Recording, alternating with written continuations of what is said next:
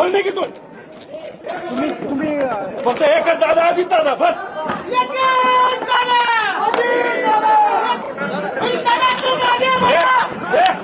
ऐकणार का तू?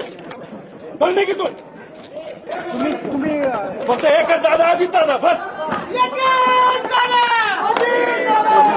काही चर्चा ही पण आहे की विलिनीकरण होत नाही, त्यामुळे रोहित पवार अशा पद्धतीने प्रेशर टॅक्टिक्स करतायत अशी एक धक्की आवाज. सगळ्यात पहिल्यांदा मी म्हणलो होतो विलिनीकरण आता काही फायदा नाही, आम्हाला करायचा पण नाही, कारण का दादाची भावनिक इच्छा होती की पवार साहेबांचं वय बघता पवार साहेबांबरोबर एकत्रित येणं ही त्यांची भावनिक इच्छा होती. 18व्या वर्षी अजितदादांचे वडील हे वारले.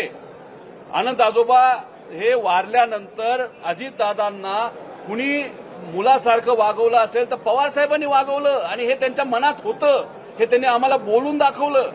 जेव्हा रेवतीचं लग्न ठरलंय हे सांगण्यासाठी पवार साहेबांनी अजितदादांना फोन केला.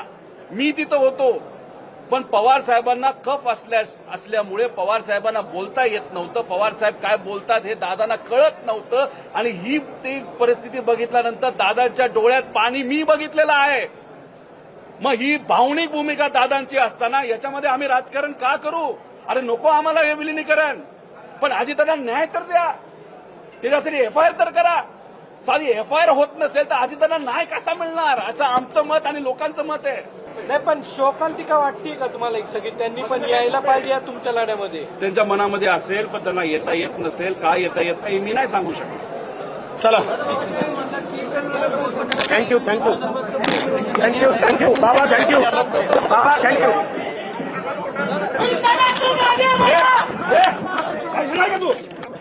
पण निघितून तुम्ही फक्त एकच दादा अजित दादा बस.